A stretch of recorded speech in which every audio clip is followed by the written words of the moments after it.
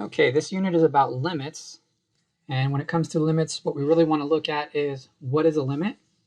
We're saying the limit is the y value, and we're going to explain it more in just a minute. But I actually think the best way of explaining it is by starting with one-sided limits. So we're going to look at the one-sided limits first. We're going to have a limit from the left side. We're going to have a limit from the right side. And if both of those limits are the same, then we can say that the limit exists. Okay, let's take a look at some of these one-sided limits. The first one we're going to look at is the limit as x goes to -2. So you can see as x goes to -2 from the left, it's approaching a height of 7. This is 7 right here. The limit from the right is approaching a height of 7 as well. So both of those one-sided limits are equal to 7. So then we can say that the limit itself is equal to 7. Now, how would we write that?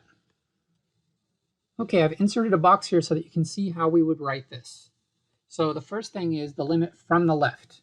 The number itself is -2. So here's the number, -2. You can see that on every single one.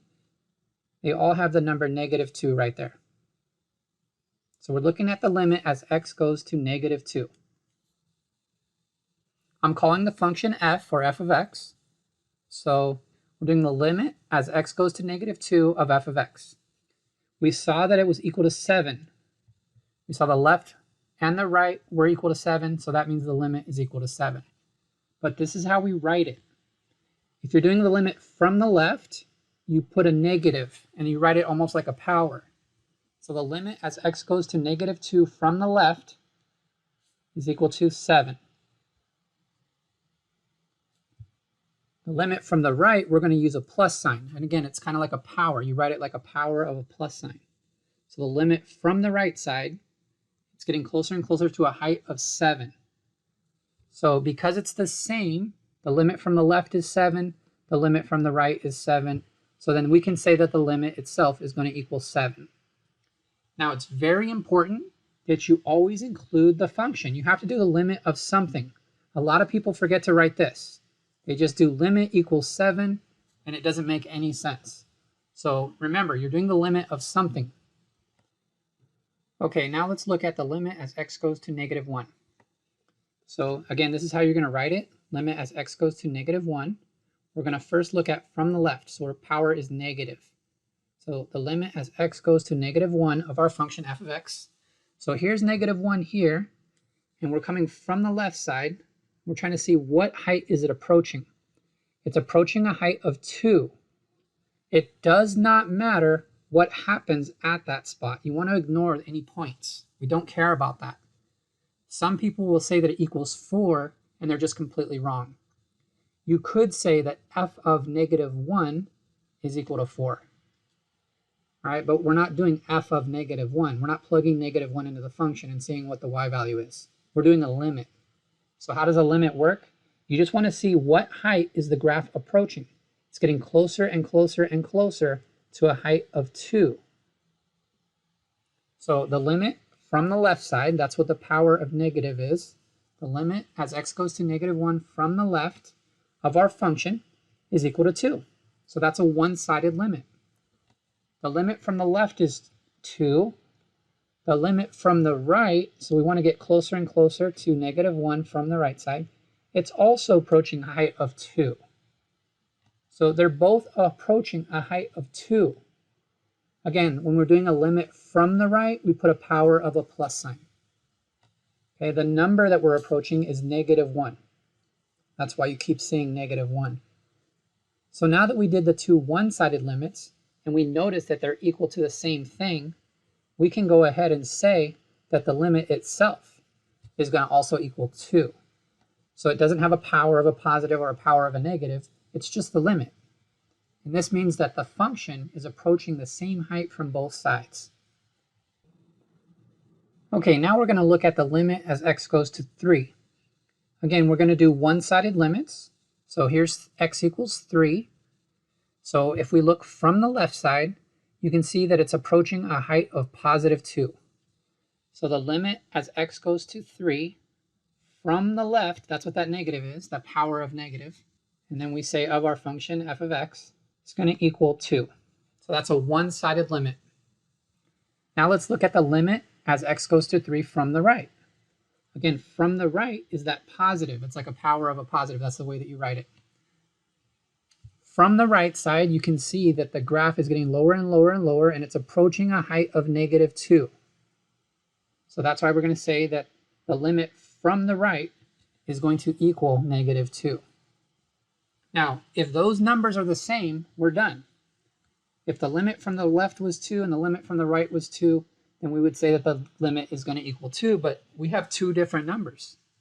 So when you're doing a limit, you have to have the limit be the same from both sides. So the limit from the left and the limit from the right have to equal the same number, or else the limit itself, as x goes to 3, will be does not exist. So in order for the limit to exist, the limit must be the same from both sides. So both one-sided limits must equal the same number.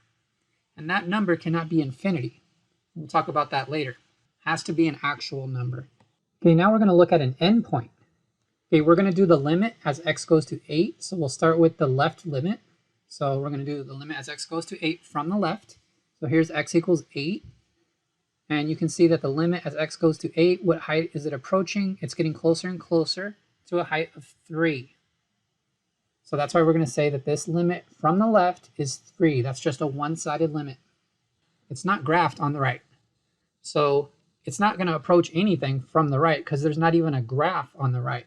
So when we do the limit as x goes to 8 from the right, we have to say that that limit does not exist because there is no graph on the right. It's not approaching anything from the right side.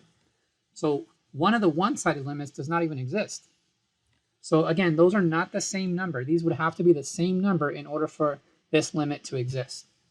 So in order for the limit as x goes to 8 of f of x to exist, you would have to have both one-sided limits equal the same number. Okay, let's do a bunch of examples here. We're going to look at the limit as x goes to -3. This function is called g. So -3 is this line right here. Okay, the limit as x goes to -3 from the left, so the power is a negative. You can see that the height is approaching infinity. So that's why we have an infinity there. The limit as x goes to -3 from the right, so you can see that the height is approaching infinity as well. So we have another infinity symbol. So those are the same thing. So remember, if those one-sided limits equal the same thing, then you can say that your limit as x goes to -3 of g of x is equal to, and we'll choose the infinity. Now, it's supposed to equal a number, and infinity is not actually a number, it's just a concept. So really, it's better if you just say does not exist. And so I'm going to write D, N, E, and even on the AP test that's acceptable, you can say that that limit does not exist. And the reason is that even though the one-sided limits are approaching the same height, they're not approaching an actual number. So it's required that they're supposed to equal the same number from both sides. So you'll see it both ways on the AP test. It's acceptable to say infinity, and it's also acceptable to say does not exist. Okay, so we went ahead and put does not exist over here. And now that we've pretty much done every possible example, we're going to go ahead and go through this next one's a little bit faster. So the next one, -2. So here's -2. You can see that the limit from the left is the same as the limit from the right. They're both equal to 1. So that's answer is 1. X goes to 2. So here's 2. You can see that the limit from the left is different. You get 9 there, and then you get like 1/2 over here. So that's not the same number. So we would have to say does not exist for that one as well. Okay, limit as x goes to 5. You can see that it goes to -infinity from the left and +infinity from the right. So you can't even say it's equal to infinity. The only choice possible here is does not exist. Okay, limit as x goes to 8. You can see that there is a left one-sided limit, but there's no graph over here. So the limit as x goes to 8 from the right does not exist. So this one is also going to be a does not exist. Remember, endpoints are usually does not exist. Okay, remember I told you to ignore a point. When you're doing limits, all you want to know is what are you getting closer and closer to? So when we do x equals -2, what we're really looking to do is see what's happening as you get closer and closer to x equals -2 from both sides. we don't actually care what happens at -2.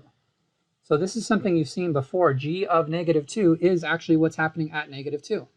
So G of -2 in this example is going to be 4. Okay, and for the other one, G of 2 is just what's happening when x is 2. So when x is 2, the point is up here at 9. So that one's going to equal 9. Okay, we're going to look at limits at infinity or limits at -infinity. So here's an example. This is not e to the x, it's e to the -x. So that's why you can see that it's decreasing.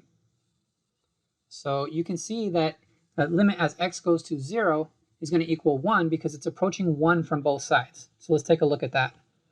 From the left, you're approaching a height of 1, and from the right, you're approaching a height of 1. So we're going to go ahead and say that that limit will equal 1.